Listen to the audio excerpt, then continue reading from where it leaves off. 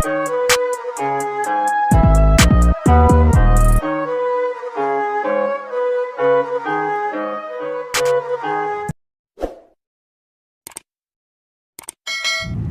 sis, welcome back to my channel and welcome back to another reaction video.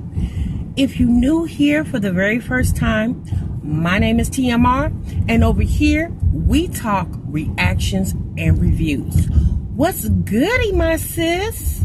What's really going on today? I hope everybody is doing a-okay. And now that I have your attention, sis, please make sure you subscribe to this YouTube channel, and most definitely, sis, make sure you click the notification bell because they go hand in hand. So every time I drop a new video, sis, you will be the first one to know it. All right, y'all, what's good? Let's get into these reaction videos. I know that's what you clicked on this video for, sis, okay? So let's talk about it. So if you're new here, really quick, I want to let you know this is the Car Chronicles. We do these from time to time. I haven't done them in a while, but I'm starting to do them a little more because a lot of my sis enjoy the Car Chronicles, okay? And over here, y'all, we running our mouths, we talking about stuff, you know, and most definitely as I talk about it, sis, you drop your comments down below so we can get this conversation popping, all right? All right, y'all. So the first thing we want to talk about today is we want to talk about a sis of ours that's coming out of New Mexico, sis. She was riding dirty, okay? She was 100 miles and running, and she said, F the police. Ew, F the police, okay? This young lady got pulled over. I think it's called Donna Ana County in New Mexico. Over the weekend, this past weekend, y'all, she was driving a stolen vehicle, and when the police officer ran the license plate, he seen that the vehicle was stolen. So of course, you know how police do, they put them cherries and berries on you, and Miss Thang decided, yeah, she wasn't gonna stop. She gonna keep on going. So sis decided to stop when she was in front of her house. She had pulled up in the driveway, got out the car. The police, you know how they do, y'all. They run up on you, more than likely pulled a gun on her. They didn't say that, but I'm pretty sure that's what they did. And he, you know, asked her for her identity, okay? Sis didn't have her identity on her. She told him, my name is Beyonce Knowles. You heard me, sis. She said her name was Beyonce Knowles. So the police officer said, well, I guess you kind of do look like her. I mean, you are at least black. So maybe that's close. So he decided to run her fingerprints. Yeah, I guess in New Mexico, they super fancy, honey. They got fingerprint scanners in the police car. So he runs a fingerprint scanner on this lady, and it comes back astonishingly that she is not Beyonce Knowles. She is actually, let me look, y'all, because her name is Serena Henry. Yes. So maybe Serena Henry is a cousin, you know, maybe third, fourth cousin down the line of Beyonce. Maybe on Serena's good day, she probably feels like she resembles Beyonce. But based off that mugshot, sis, you're not even close to Beyonce, okay? But, so the police officer, of course, asked her, well, how did you get this car? Because this car's coming back stolen. Well, the person who the car belonged to said he must have accidentally left the keys in the car, or he must have accidentally dropped them on the ground. However, Serena said she found them, and she just wanted to take the car for a joyride. I guess Serena said she got a need for speed, and she wanted to ride out. Well, the officer said, yeah, well, you can't do that, ma'am, and you about to go to jail. So Serena went to jail. She was booked into the Donna Ana County Detention Center with charges of driving a vehicle unlawfully. She also got and I believe that's a felony. She also got a misdemeanor giving police false identity, and obstruction of justice, because when the police officer asked her why she didn't pull over, she said she didn't feel like it.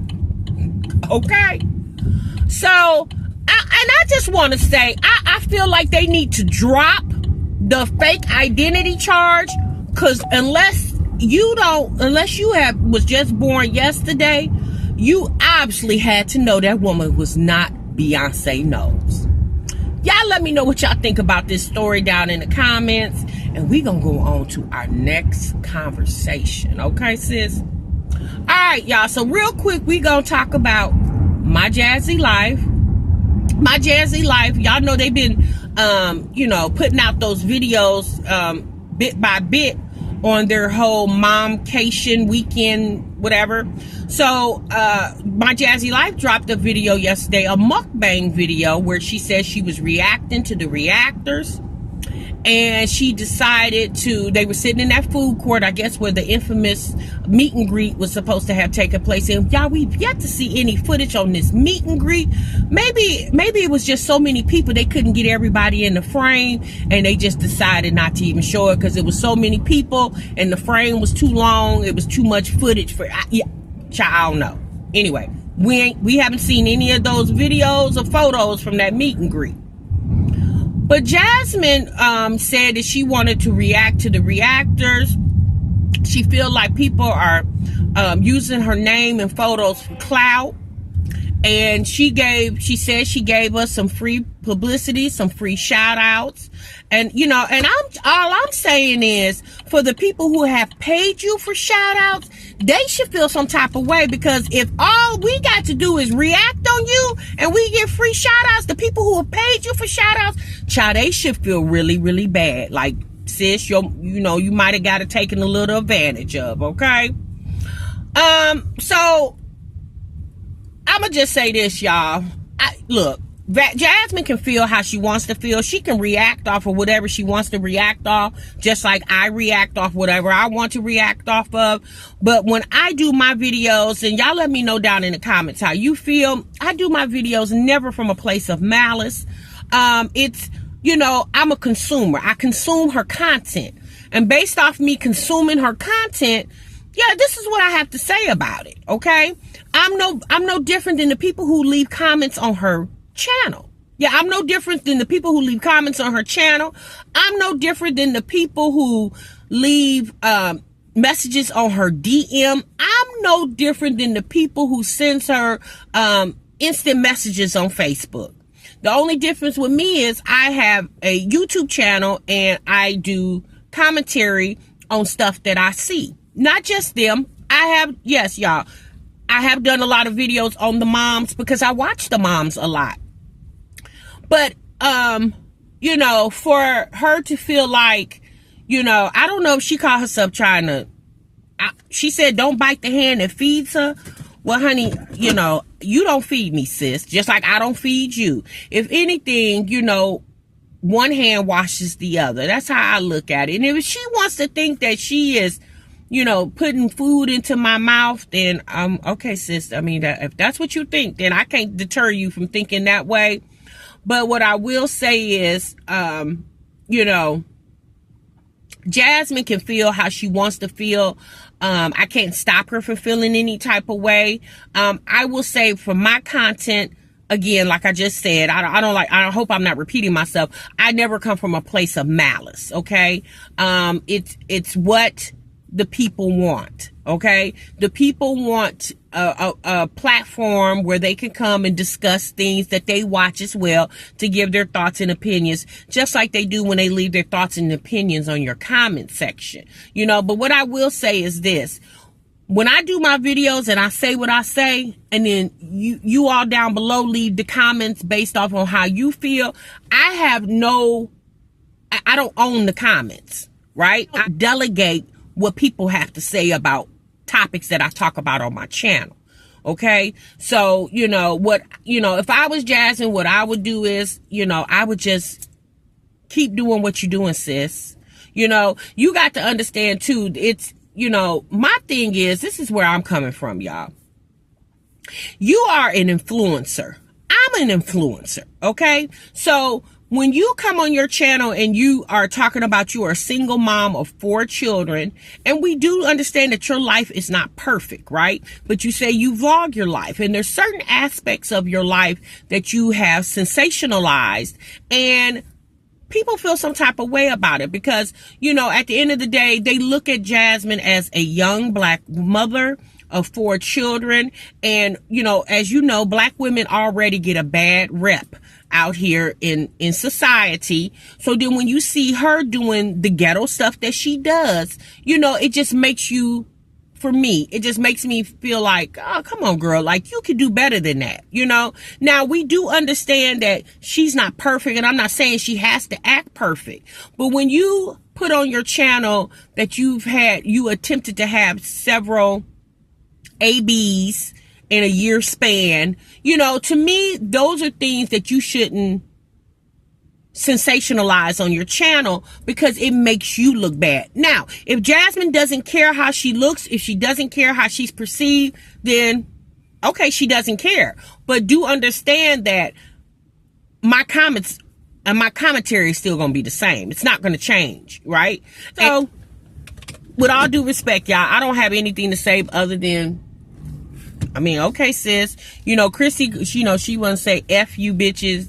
And I mean, okay, girl, like, do you feel better now? Like, do that make you feel, you know, me personally, I feel like Chrissy got a lot more to worry about than somebody talking about her situation. Girl, you know, you got 9 miles over there to feed, sis. You got plenty to keep you busy. Okay. All right, y'all, let's get on off of that. Okay, let's talk about something else. So let's talk really quick about something that I saw yesterday, y'all. There's a channel that I came across yesterday called the Beam Squad. I don't know if you guys are familiar with them, but they here on the platform, they actually have 2 channels. They have the Beam Squad, and then their son, their 7-year-old son, has a channel as well. Now, his channel, I think it's called Super Saya, and he has like almost 3 million subscribers. And then, of course, they have like 1.4 million subscribers. Well, you guys, these people will this month be sentenced for some crimes they committed 5 years ago. Yes, sis. You saying what? You YouTubers committing crimes? Well, you know, sis, at the end of the day, we do have to understand that these people are, you know, everybody on YouTube is human. Nobody is perfect, and people do things like just like regular everyday people do things, right? Because they're regular everyday people. Well, just to give y'all a little backstory, I think her name is Ivana and Billy, or Ilana and Billy. They are, again, a couple. They have 2 children, and Iana is pregnant with their 3rd child, and she's due like in a couple of months.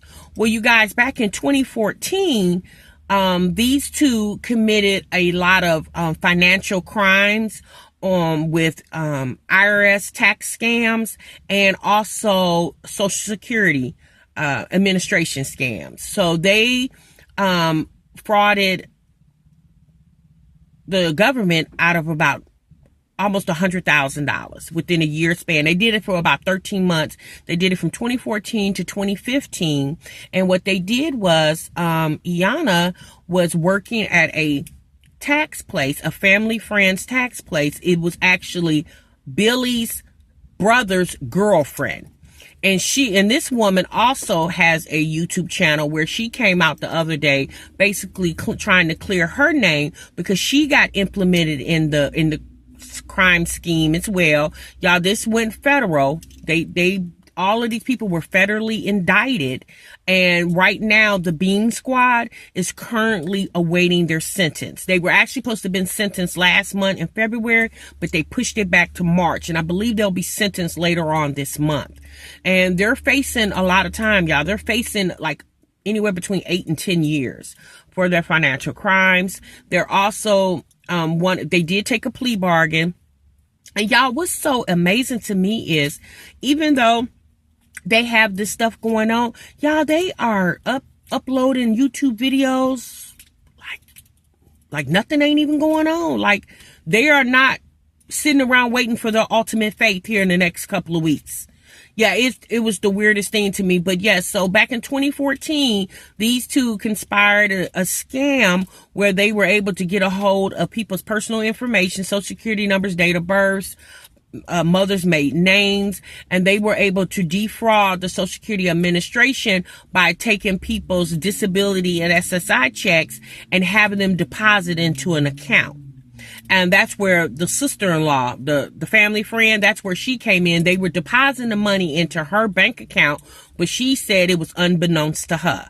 I listened to her story and she did sound believable. She really sounded like she was blindsided. She didn't know. Billy's brother, which was her boyfriend, is also a co-conspirator in the case as well. And I believe he was the one that more than likely got a hold of her personal information and was able to give it to them. But when Iyanna started working at the family friend, the brother's girlfriend's tax place, the girl said she started that business like in 2010, but in 2014, when Iyanna started working there, is when all this defrauding started. So what they were doing is they were processing people's tax refunds and having it deposited in different accounts. And y'all, they was going all over the the state of Florida, going to ATM machines and different places withdrawing this money. Yes, you guys, they did this for about a year. Right after they stopped committing these crimes, about a month or two after that is when they started their YouTube channel. So, of course, you guys, like I said, these crimes happened in 2014 and 2015, and in 2019 is when they got indicted. They got indicted last year in 2019, and they have spent the last year fighting their case. Like I said, it's coming to a conclusion later on this month, and based off the videos I've seen them put out, because I watched a lot of their videos yesterday.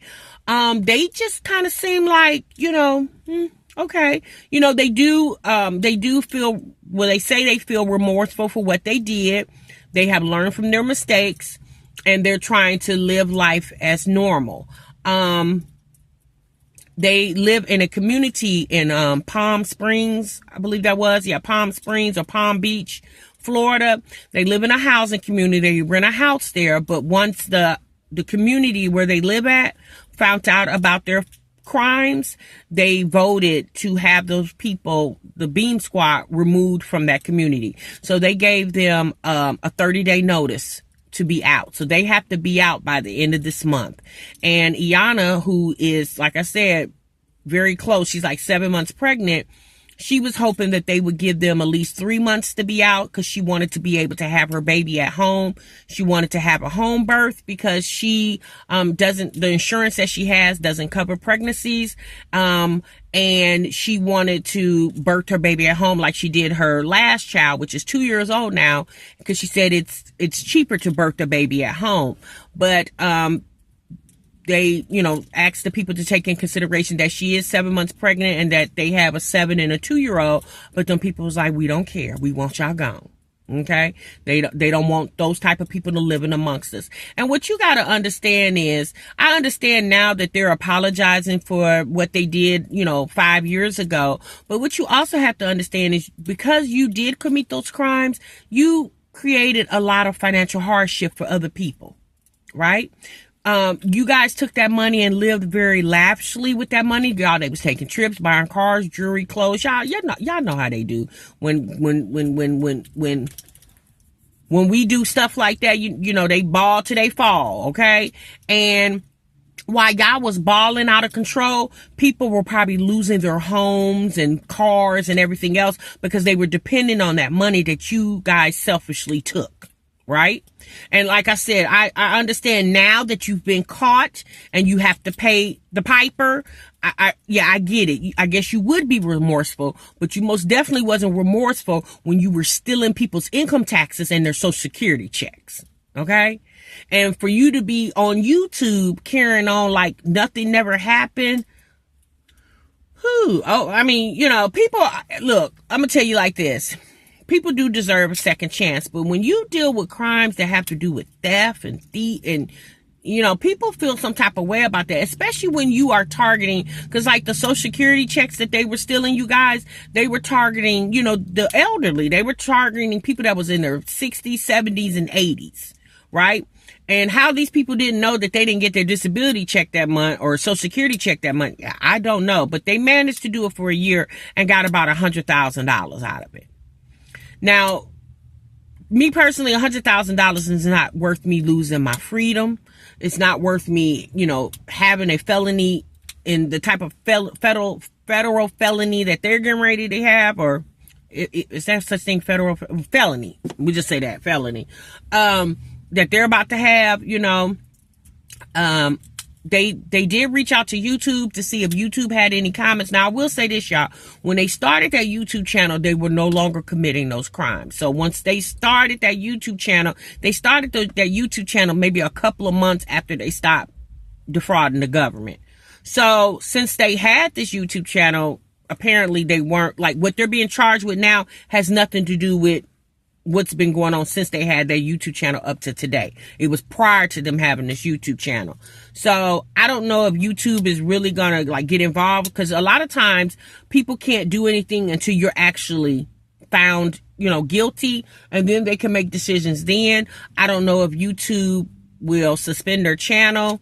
Like I said, they do have two channels. They have one that's their family, and then their son has a channel. So I don't know, but yeah, between the two channels, they have over 4 million subscribers, So, you got to think about it. When people have situations like that and they can't go and get real 9-to-5 jobs, they resort to YouTube, because, YouTube don't do a background check when you go apply for the YouTube partnership program to get monetized. Yeah, they don't do background checks like they do regular jobs. They don't do drug screens, and they don't do background checks.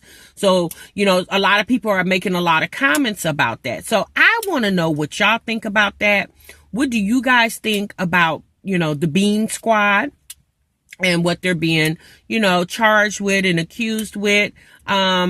I don't know if you guys I didn't know anything about their channel. Now, there is another channel on here that they're friends with that lives in the same city in Florida that they live in. It's called the Patton Squad. And I actually knew about that channel before the Beam Squad. I just found out about the Beam Squad channel yesterday. But the Patton Squad, I've been watching it for about a month now. And again, they also another channel to do a lot of pranks and challenges and stuff like that. And y'all don't really get into them pranks and challenges, but I try to support, black channels and stuff like that, black content creators.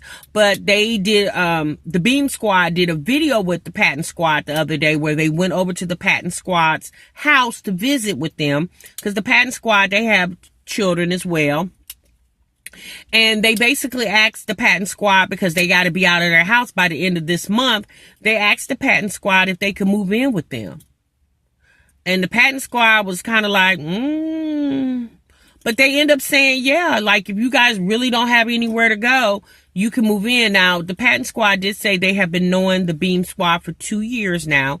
And when the Beam Squad did a video, I think it was like a couple of days ago, they were driving to go get something to eat, and they were discussing their housing situation.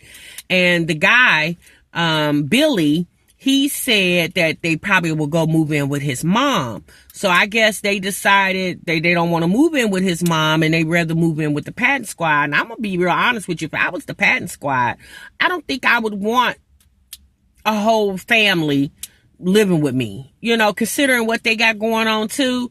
Especially with Iana about to have a baby, that's a lot of responsibility. Me personally, I feel like they need to go stay with Billy's mama, because at least y'all with family. These people are friends, but Billy's mom is their mom. And if something happens where they have to go do jail time, then the kids are already there with the grandmother. Now, that's my opinion. I don't know. But yeah, I found that very interesting to talk about. I didn't know anything about this channel, and it's unfortunate that that's going on with them, especially because of the children. You guys did wrong. So when you do wrong, you gotta pay the consequences. But it's the children that's going to be affected in this situation. And of course, they're innocent. And it's unfortunate that the children are going to be affected. So again, y'all let me know down in the comments what y'all think. and we can talk about that and get the conversation popping down there. Really quick before I go, you guys, we're gonna talk really quick, just a little recap of Olivia. I see she's been going on Instagram live. She was doing a couple lives yesterday on Instagram. She did a couple lives on YouTube, and I guess the situation with her and Gerard is true. I guess this woman, a lot of people that came in my comments yesterday talking, asking the question, I thought Gerard had a vasectomy. Well, all I can say is this. That's what they said. They said that he had a vasectomy. Even the family vouched that he had a vasectomy. But again, you guys, I don't know how you're having vasectomies and you keep getting people pregnant. Because not only this mysterious woman saying that she's having Gerard's baby, but you remember just last year, Olivia said she was pregnant by him too, and she had an AB, and then she changed it to a miscarriage. So, child, I don't know. At the end of the day, y'all, you got to understand all this stuff is storylines, okay? Now, like the Bean Squad, their situation is actual and factual. What they're going through is true, okay? And they kind of had to address it on their channel because it was already publicly known. Like if you go search their name on Google, you will pull up the articles, so it was already publicly known. So they knew they eventually they was going to have to bring it and discuss it on their channel. But the stuff that Olivia and Gerard are doing, yeah, I don't know, y'all. Again, that's their relationship. If she wants to carry on with that relationship like that, she most definitely can. But what Olivia has to understand too is, if this woman is pregnant, if there is a pregnant woman out here and Gerard knows that he had unprotected sex with a woman, let's just throw the vasectomy thing out, because at the end of the day, y'all, all this stuff is storylines, okay? So let's just say that even though he's saying he had a vasectomy, let's say he didn't. And if he did have sex with a woman unprotected, and there could be always a possibility that this baby could be yours. Okay, Gerard should be man enough to let Olivia know that. Olivia also should be woman enough to realize that, well, I did leave this man, uproot his whole family, and move to a whole nother state. What did you expect for this man to do? But Gerard also, because both of them are to blame, y'all. Gerard also should have been man enough to understand, all right, I'm going to have relationships with other women, but I'm going to do the mature thing, and I'm going to protect myself, because I don't want to potentially get another woman pregnant. Because if there is possible a chance of me and Olivia getting back together, this most definitely is going to put more strain and stress onto the relationship. Y'all let me know what y'all think about that down below. And I'm out of here, y'all. I got to go, sis. I will most definitely see you in the next video. And remember, sub what you love. Bye-bye.